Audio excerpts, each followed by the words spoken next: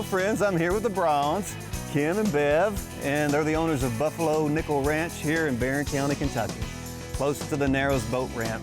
We call it the Narrows in these parts. And these folks are raising buffalo. It's a really strange thing to see in Kentucky these days, although buffalo were originally here.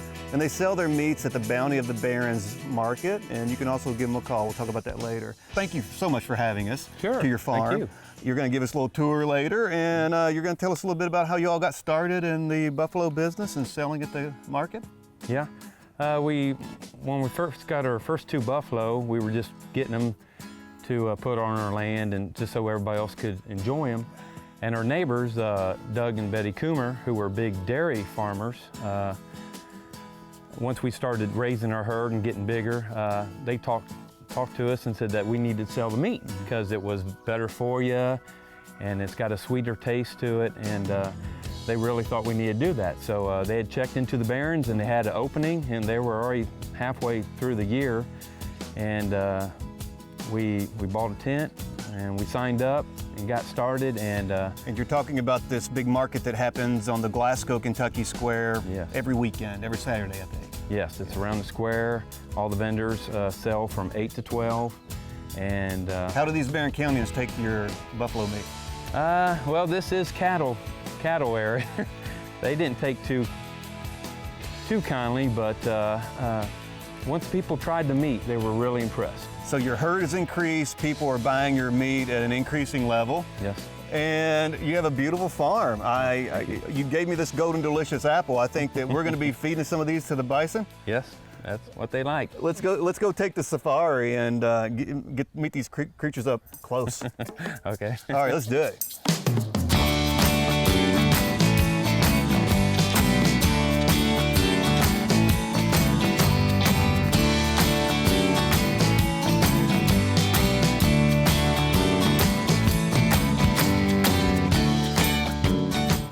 You know, these creatures, they're the biggest mammals in the United States, the continental United States, yes. Right? Yes.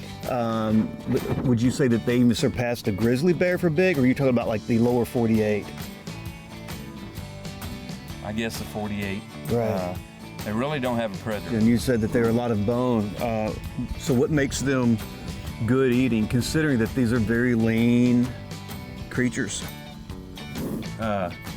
I'll just give you an example. On a 900-pound animal, if you take it to the butcher shop, that's live weight, you're only going to get 300 pounds of meat. That is not much. No, right? That's a third.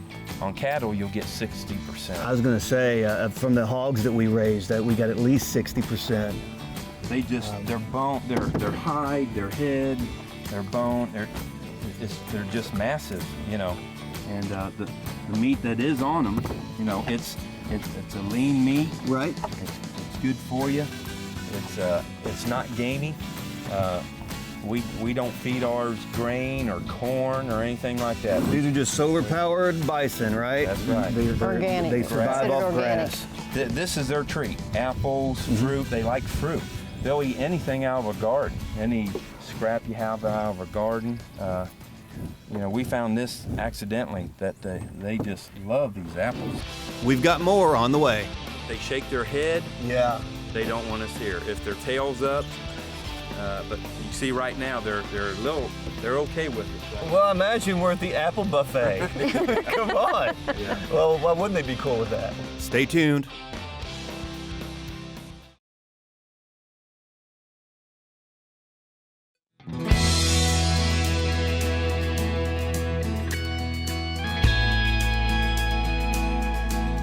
You can just really see And this is Cher. the sinewy muscle tissue underneath that hide there.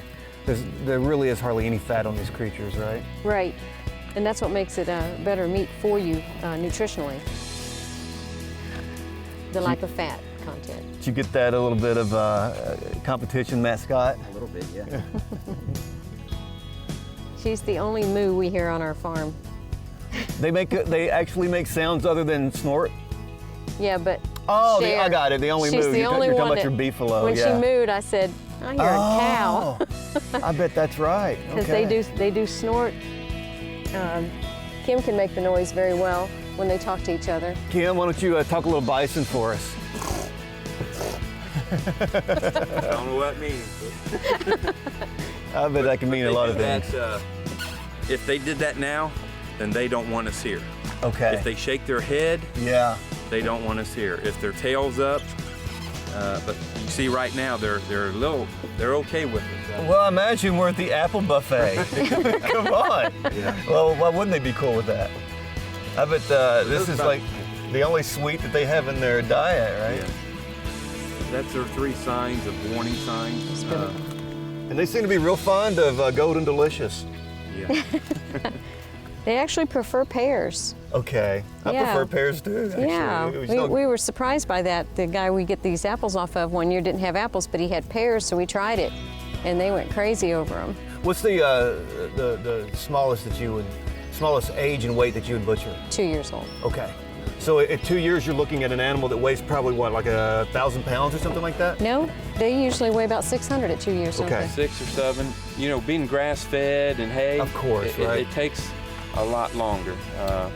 The only time we feed them grain is get them in the barn to haul them away. Mm-hmm. They're a very smart animal. I don't know if Bev already mentioned this, but if we brought an empty trailer here, they would not come near it. Now, when we bring trailers with buffalo in it, oh, they come running. Oh, yeah. So when we get ready to butcher like we are today, get ready to take them to the butcher shop, we try to trap them in the barn, and then after we get them trapped, then we call the gentleman with the trailer, and he backs it up to the barn, and we load them that way.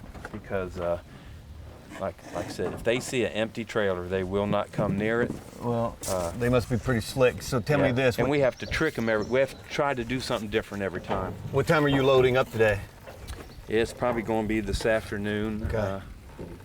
That's a very stressing time for us and the animals. That's where you can get hurt. I bet. Because they will go in there, especially if we put grain, but they're leery. And like I said, they'll turn on a dime and run right back out. And they've gone through gates, jumped over the gates, run through the barn. We need a corral system here, we really do, and we're working on that so we can do it safely. More Go Local is coming up. Kim and Bev are delighting us with some of their ribeyes. Now, ribeye is my favorite cut of beef, and I like it because it's very, very fatty. These ribeyes here, very, very lean. You don't want to miss this.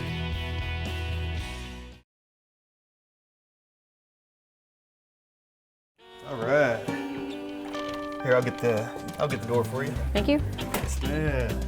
So, you lead the way. Okay.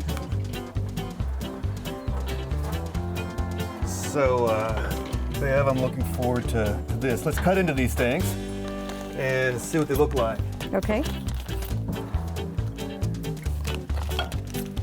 All right. So you got 2 patties to package. These are 4. what?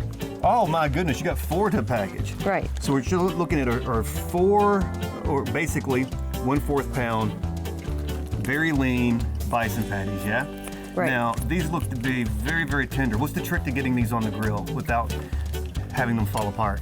Well, we usually like them a little bit more frozen. Yes. And that helps, and that also helps in not overcooking them. Okay. But these are thawed out all the way. Oh yeah, and check this out, folks. Kim and Bev are delighting us with some of their ribeyes. Now, ribeye is my favorite cut of beef, and I like it because it's very, very fatty.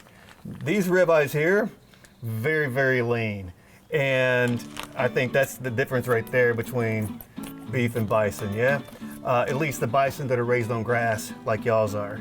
Right. So I imagine, you said y'all usually put these on naked without salt or pepper or rubs or anything, just slap them right on the grill. Right. And then we'll season them once we flip them.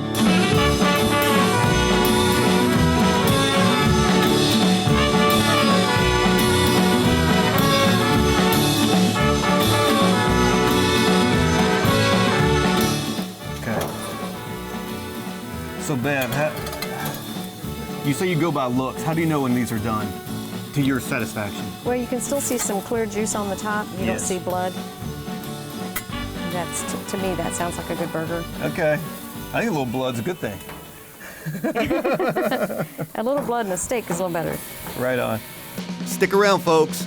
Now, I hope we can pick this up on camera, but here, I'm just not gonna be delicate about it. That is perfectly cooked, yeah?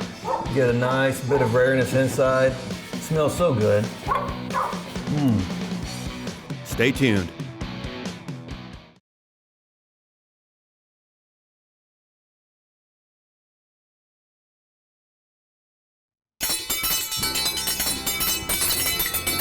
Well, Kim and Bev, thank you very much. These hamburgers look delicious. I'm excited to try the steak. Thank you for sharing the bounty of your farm. You're welcome. Could you pass me the tongs, please? Yeah, here you go. Now, we were talking about several things as we were preparing the good food, including, you told me a story about, you donate some bison meat to one of your churches for a spaghetti supper. How'd that go down?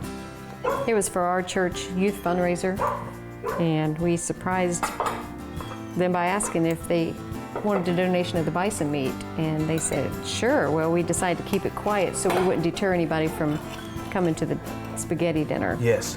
And it went over very nicely. So how'd the folks take to the bison?